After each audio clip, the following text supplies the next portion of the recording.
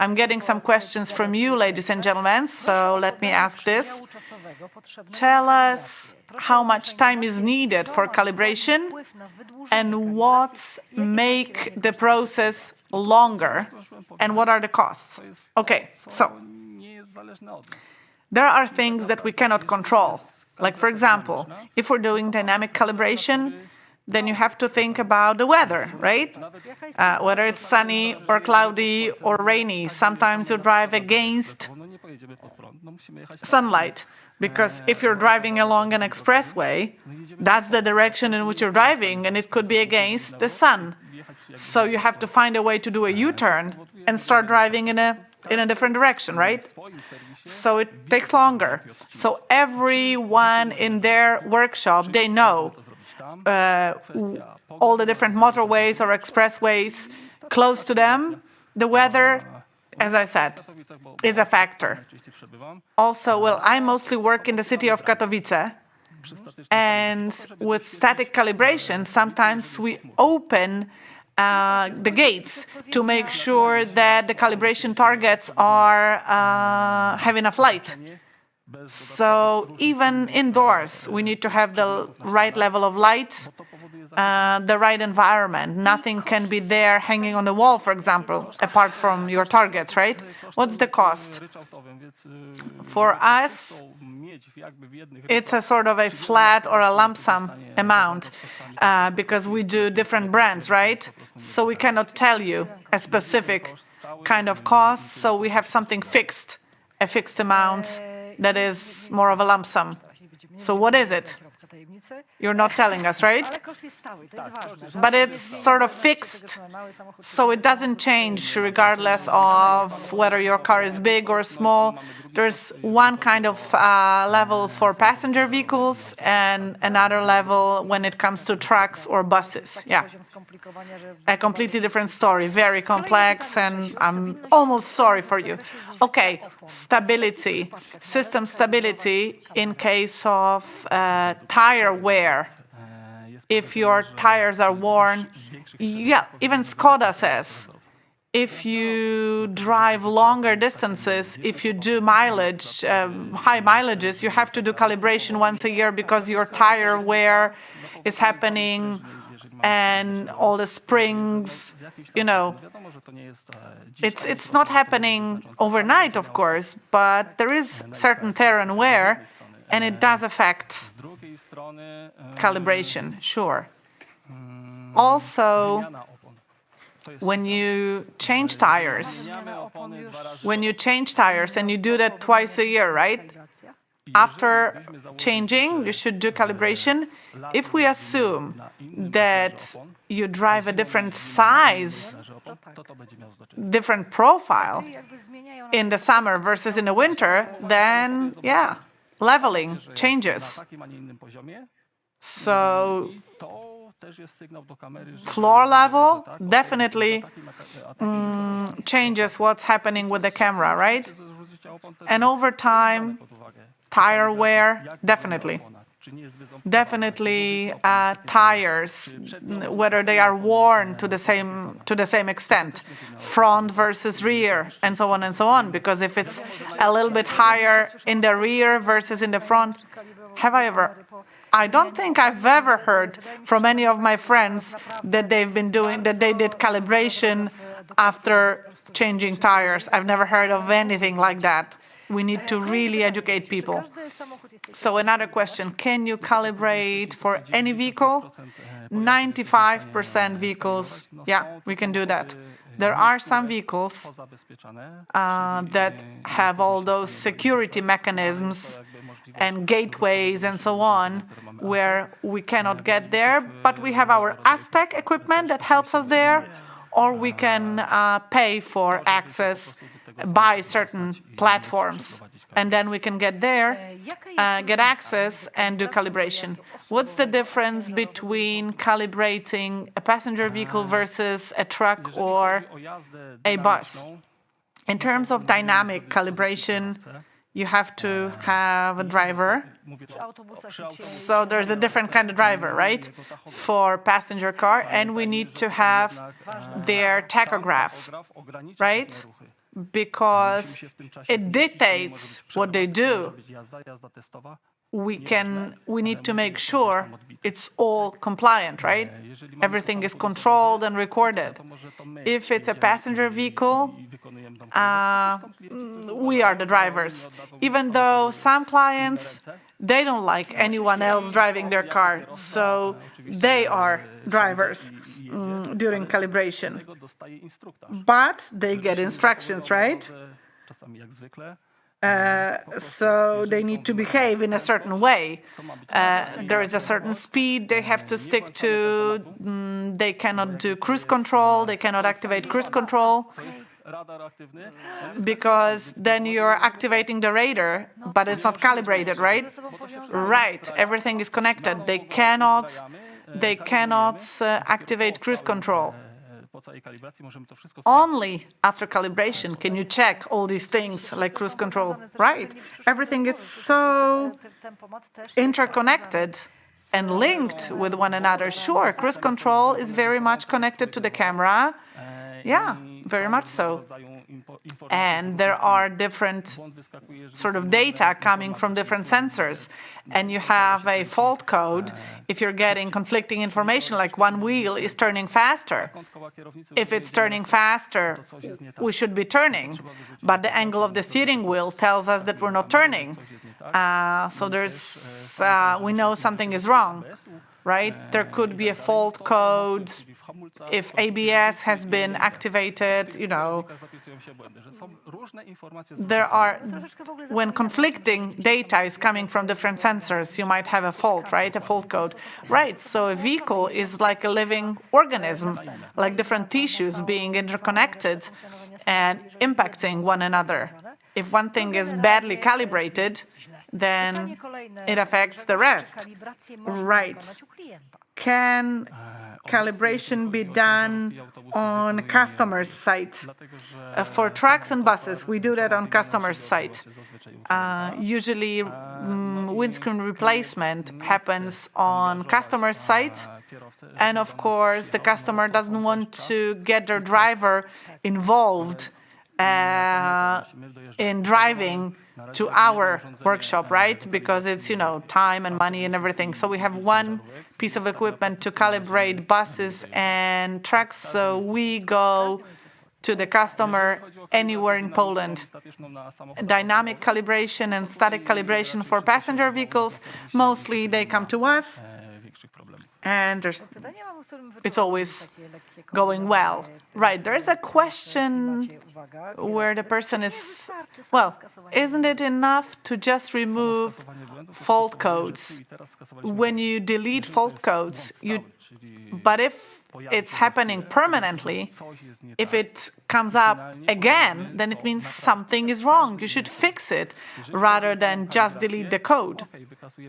In case of calibration, if there are some codes coming up during calibration, you can delete it, but still, it will not tell you whether the camera is okay now.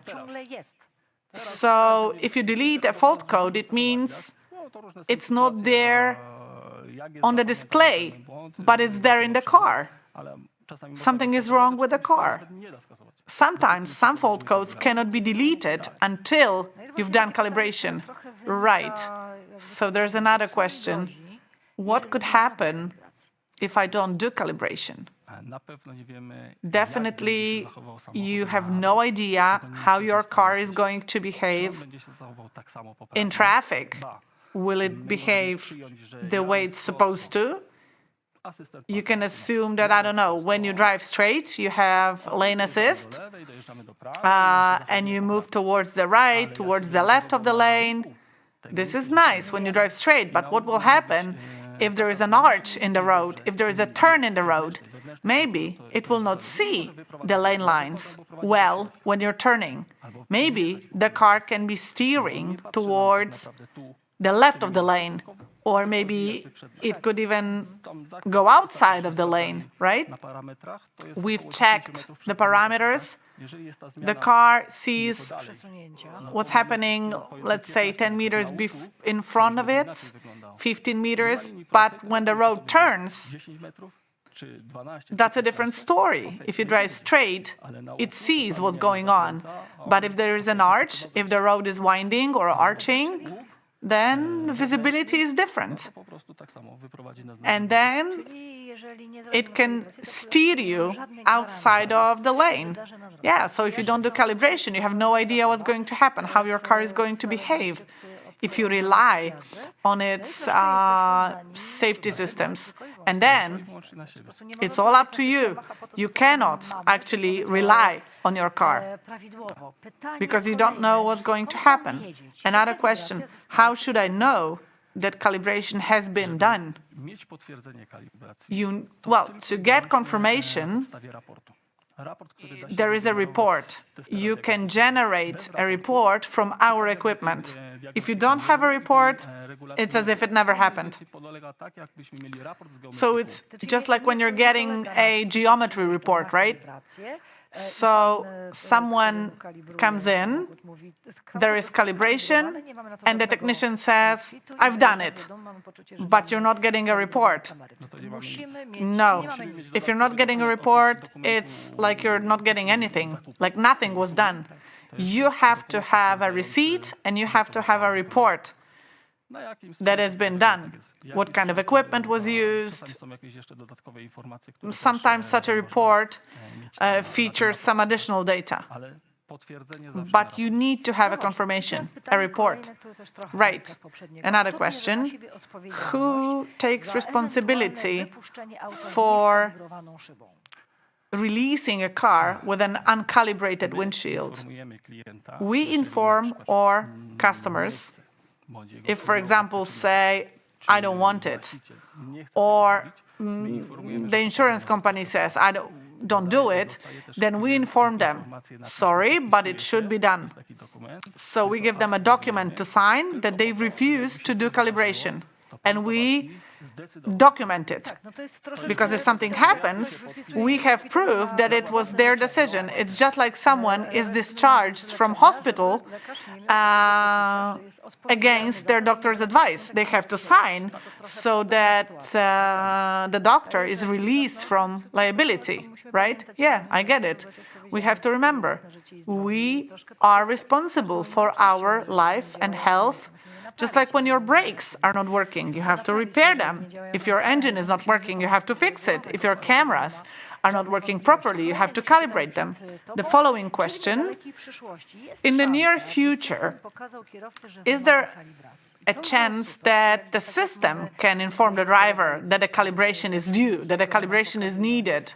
Because we have all sorts of different gauges and lights coming on saying, fix this, fix that. So maybe there should be some sort of an alert telling us that the system needs to be calibrated. Yeah, it's already happening.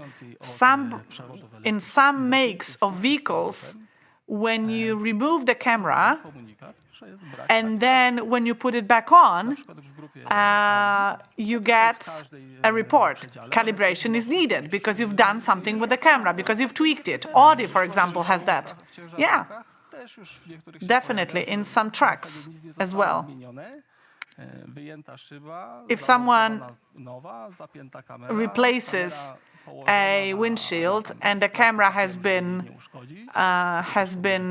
detached and then attached again, and the camera is just placed on a piece of paper not to be damaged because they can be expensive, they can cost up to 10,000 zlotys, right? And then the camera is put back on, and then the customer left and then came back saying, hey, I get this alert. So the first attempt at driving already resulted in alerts. Right, so it will happen, but not only in premium vehicles, but everywhere. This will be perfect because this will teach us that calibration is important, that it's needed, and people will go and do it. Now, the next question. In order for the calibration to be conducted properly, a proper geometry is needed, the toe-in. So we assume that if nothing wrong happened, there was no crash or anything, we assume that the geometry is proper. if during the calibration it turns out that we are not able to calibrate the camera, then we start checking whether the camera is mounted correctly, whether everything is connected in the right manner, whether there has not been any faulty fitting of the windscreen itself. So once we've excluded such factors, what we are left with is the geometry. And the measurement is not really very expensive service, so we convince the customer to do that also. Now, what makes of vehicles require online connection with the server of the OEM? Well, after 2022, all of the makes will require that, because this is based on the EU directive. Because the manufacturers want to have control of who has access to the systems. Is this connected with the hackers? Yes, because the system can be hacked, and so this is the security gateway. Fiat implemented that in 2018, not based on the legislation yet. But starting from 2022, all manufacturers will apply such gateways, because we need to know who logged into the system and who made the change, because then we know that it was Mr. Kowalski who did that. Yeah, it makes sense, yes. So this is going in the correct direction, although the prices for logging in are huge. Yes, in order to calibrate, you need to pay for the key or the token. And, well, it should lie in the interests of OEMs to make sure that the right people get the keys or tokens. Well, I think that manufacturers may also feel that they can earn more on that. Okay, the client does not need to go to the authorized service to do that, but if they want to do it somewhere else, the second place also needs to pay for the license. In the case of Ford, for example, you have to make sure that the software installed on the car is up to date. So, for example, if the client bought the car in 2019 and he went to service the car and then he came to us after servicing the car, and if the software has not been updated by the service, we won't be able to calibrate the system because of the outdated software on the car. The next question. Do all cameras have to be calibrated after replacement of the windscreen? Yes, of course, yes. Because you never know what mistake the fitter may have made, how the glass was produced. I mean, OEM windscreens also differ. I can imagine that. I mean, the difference of the level or the distance may be very small, but still, this will impact the camera. We checked the OEM glass prior to cutting it out, and we entered our values. That was for Volkswagen car.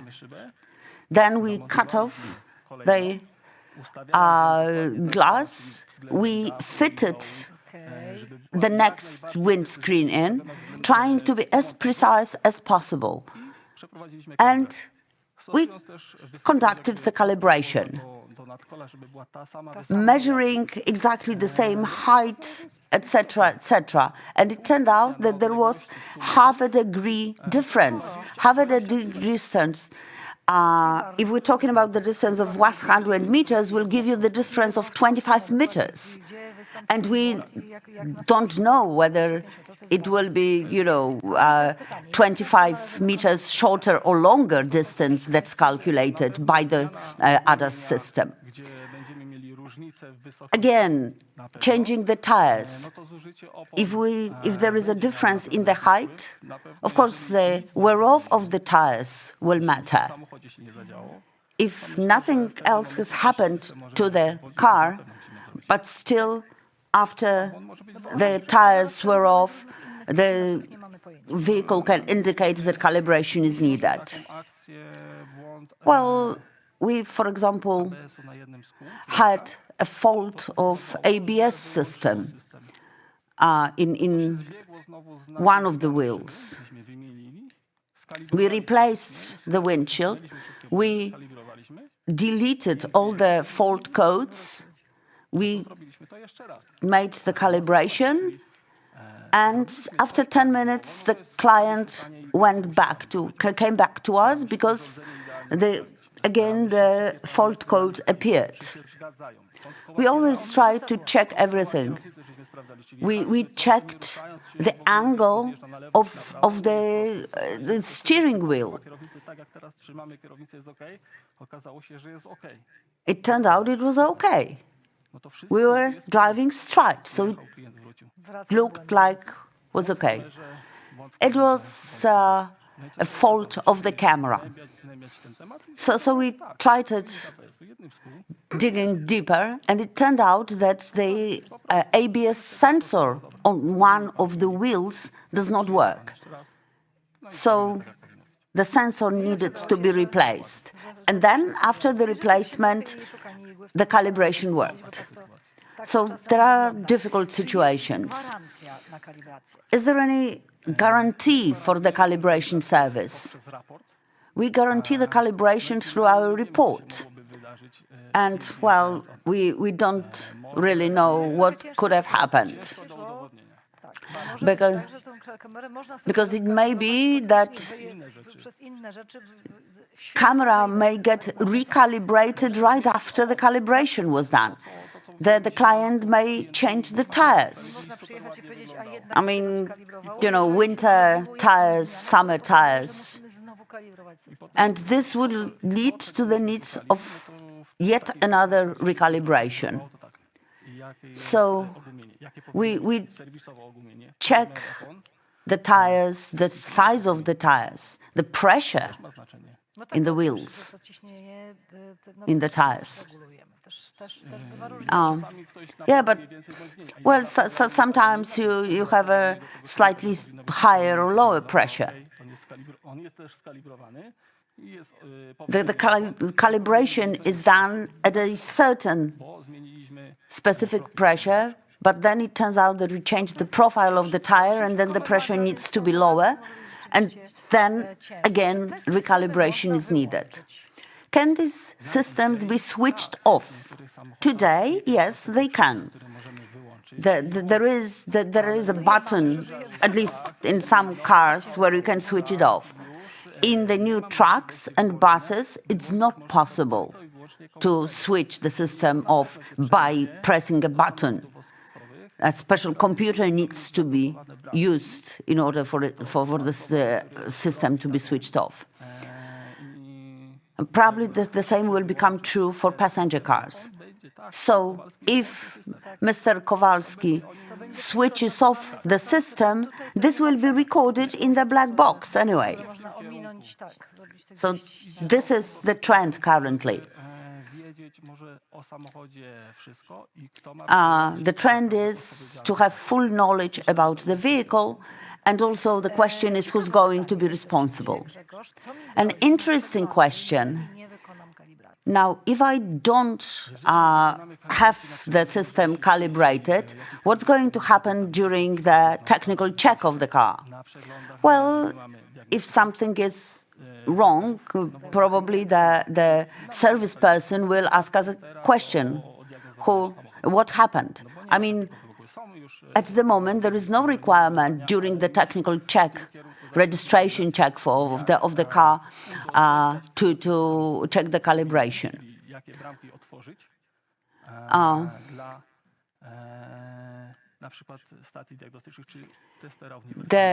Actually, OEMs should decide which gateways to open for the diagnostic stations doing the technical check. So, of course, this will not be give the possibility to do everything with the car, but at least for the service people to read the information from the black box.